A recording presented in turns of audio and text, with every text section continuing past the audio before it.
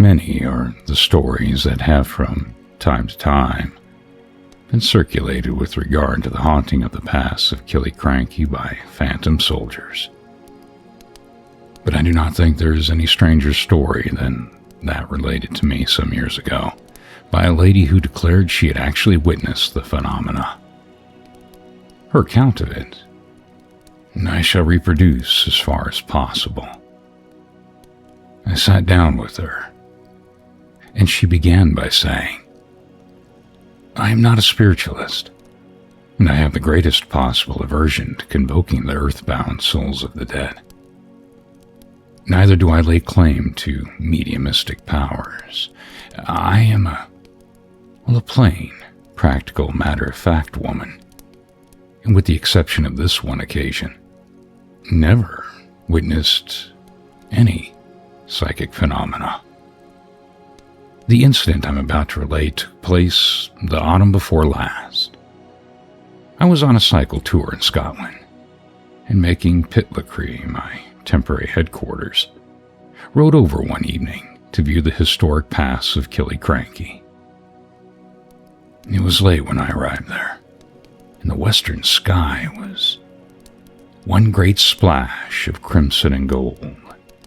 Such vivid coloring I had never seen before, and never have since.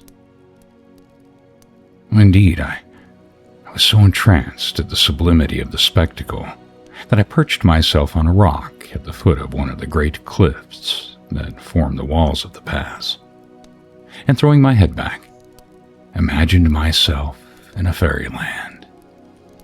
While lost thus in a delicious luxury, I paid no heed to time, nor did I think of stirring until the dark shadows of the night fell across my face. I then started up in a panic and was about to pedal off in hot haste when a strange notion suddenly seized me. I had a latchkey, plenty of sandwiches, a warm cape. Why should I not camp out till early morning? I had long yearned to spend a night in the open. And, well, now was my opportunity. The idea was no sooner conceived than put into operation. So selecting the most comfortable-looking boulder I could see, I scrambled on top of it, and with my cloak drawn tightly over my back and shoulders, commenced my vigil. The cold mountain air, sweet with perfume of gorse and heather, it intoxicated me, and I gradually sank into a heavy sleep, from which I was abruptly aroused by a dull boom that I had once associated with distant musketry. All then was still as the grave, and on glancing at the watch I wore strapped to my wrist, I saw it was 2 o'clock in the morning. A species of nervous dread now laid hold of me, and 1,001 vague fancies, all the more distressing because of their vagueness, oppressed and disconcerted me. Moreover, I was impressed for the first time with the extraordinary solitude that seemed to belong to a period far from the present. And as I glanced around at the solitary pines and gleaming boulders, I more than half expected to see the wild, ferocious face of some robber chief, some fierce yet fascinating hero of Sir Walter Scott's, peering at me from behind them. This feeling at length became so acute that in a panic of fear, ridiculous, puerile fear, I forcibly withdrew my gaze and concentrated it abstractedly on the ground at my feet. I then listened, and in the rustling of a leaf, the humming of some night insect, the whizzing of a bat, the whispering of the wind as it moaned softly past me, I fancied that, nay, I felt sure I detected something that was not ordinary. Well, I blew my nose and had barely ceased marveling at the loudness of its reverberations before the piercing, ghoulish shriek of an owl sent the blood in torrents to my heart. So I then laughed, but my blood froze as I heard a chorus of what I tried to persuade myself could only be the echoes of the owl. Screams that proceeded from every crag and rock in the valley. Well, for some seconds after this, I sat still, hardly daring to breathe, and pretending to be extremely angry with myself for being such a fool. With a stupendous effort, I turned my attention to the most material of things. One of the skirt buttons on my hip being loose, I endeavored to occupy myself in tightening it. And when I could no longer derive any distraction from that, I set to work on my shoes and tied knots in the laces, merely to enjoy the task of untying them. But this too at last ceased to placate me. I was desperately racking my mind for some other device, and there came again the strange booming noise I had heard before, but which I could no longer doubt was the report of gunfire. I looked in the direction of the sound, and my heart almost stopped, for there, racing toward me, as if not merely for his life but his soul, came the figure of a Highlander. The wind, rustling through his long, disheveled hair, blew it completely over his forehead, narrowly missing his eyes, which were fixed ahead of him in a ghastly, agonized stare. He had not the vestige of color, and in the powerful glow of moonbeams his skin shone livid. He ran with huge bounds, and what added to my terror and made me double aware that he was nothing mortal was that each time his feet struck the hard, smooth road, upon which I could well see there were no signs of stones, there came the sound, the unmistakable sound, of gravel scattering. On and on he came with cyclonic swiftness, his bare, sweating elbows pressed into his panting sides, his great, dirty, coarse hair, and his hairy fists screwed up in bony bunches in front of him. With the foam flakes thick on his clenched, grinning lips, the blood oozing down his sweat-drenched legs. It was all real, infernally, hideously real, even to the most minute details. The flying up and down of his kilt, spur on and swordless scabbard, the bursting of the seam of his coat near the shoulder, and the absence of one of his clumsy shoe buckles. I tried hard to shut my eyes, but was compelled to keep them open and follow his every movement as, darting past me, he left the roadway and, leaping several of the other smaller obstacles that barred his way, he finally disappeared behind some of the bigger boulders.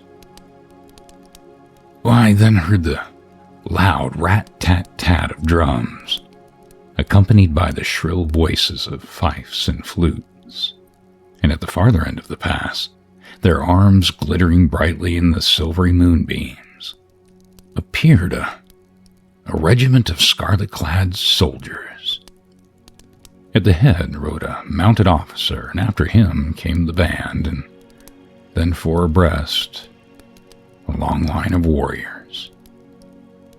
In their center were two ensigns, and on their flanks officers and non-commissioned officers with swords and pikes, and then behind them, more mounted men, bringing up the rear. On they came, the fifes and flutes ringing out in a weird clearness in the hushed mountain air. I could hear and feel the ground vibrate, the gravel crunch and scatter as they steadily and mechanically advanced. Tall men, enormously tall men, with set white faces and livid eyes. Every instant I expected they would see me, and I became sick with terror at the thought of meeting all those pale, flashing eyes. But from this I was happily saved. No one appeared to notice me, and they all passed by me without as much as a twist or turn of the head. Their feet keeping time to one everlasting and monotonous marching cadence. I got up and watched until the last of them turned at the bend of the pass, and the sheen of his weapons and trappings could no longer be seen. Well, then I remounted my boulder and wondered if anything further would happen. It was now 2:30, and blended with the moonbeams was a peculiar whiteness, which rendered the whole aspect of my surroundings indescribably dreary and ghostly. Well, feeling cold and hungry, I sat to work on my beef sandwiches and was religiously separating the fat from the lean, for well, I'm one of those foolish people who detests fat. When a loud rustling made me look up. Confronting me on the opposite side of the road was a tree, an ash tree.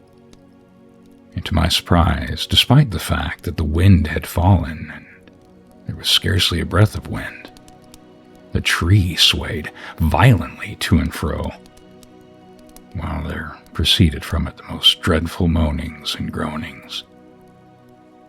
I was terrified. I was so terrified that I caught hold of my bicycle and tried to mount, but I was obliged to desist as I had not a particle of strength in my limbs.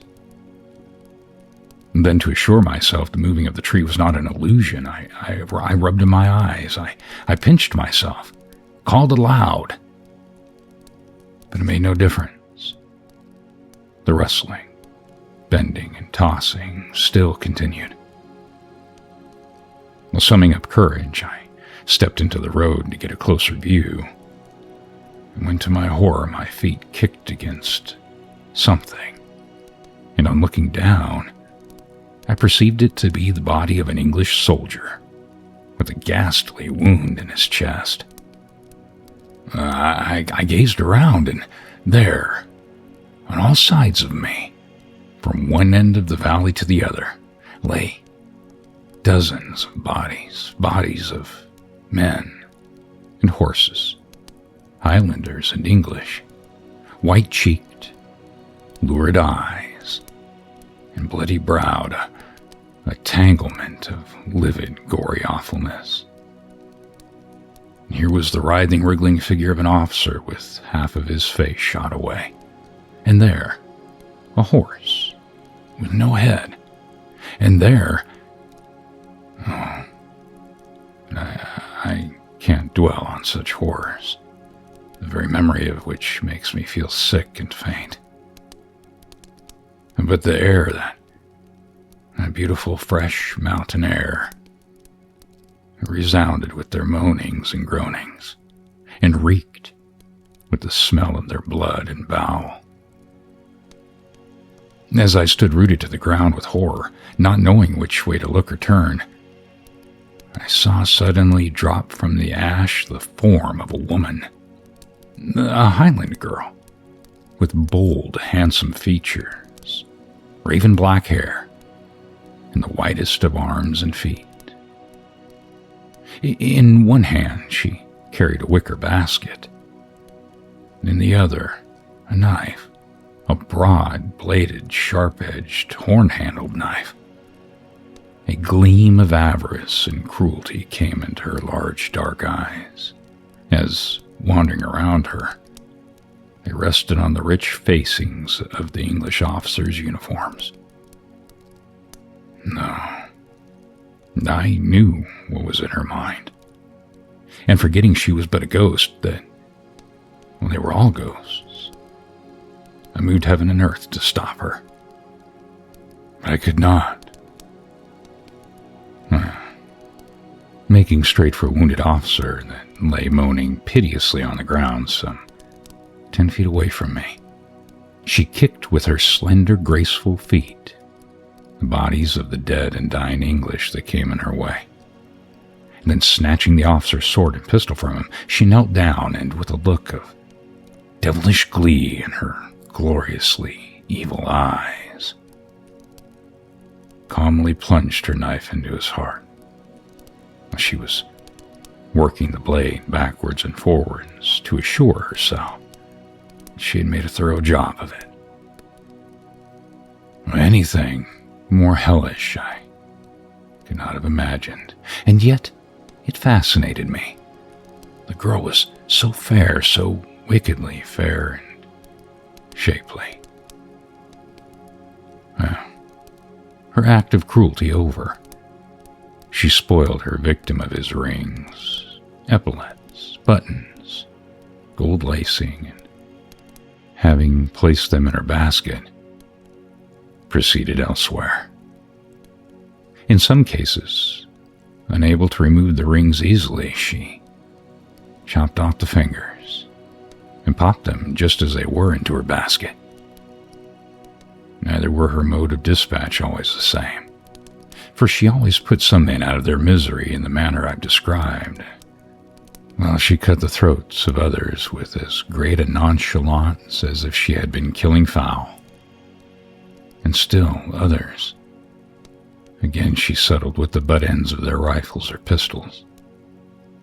In all, she murdered half a score, and was decamping with her booty when her gloating eyes suddenly encountered mine, and with a shrill scream of rage she rushed towards me. I was an easy victim for strain, and try how I may, I could not move an inch. Raising her flashing blade high over her head, an expression of fiendish glee in her staring eyes, she made ready to strike me. This was the climax. My overstrained nerves could stand no more, and ere the blow had time to descend, I pitched heavily forward and fell at her feet. When I recovered, every phantom had vanished, and the past glowed with all the cheerful freshness of the early morning sun. Well, not a whit the worse for my venture. I cycled home swiftly, and ate as only one can eat who has spent the night amid the banks and braes of bonny Scotland. Subscribe or follow, like and share, and don't forget to hit one of those playlists over there. See what else you might like. And as always, I thank you for taking the time to listen. The end.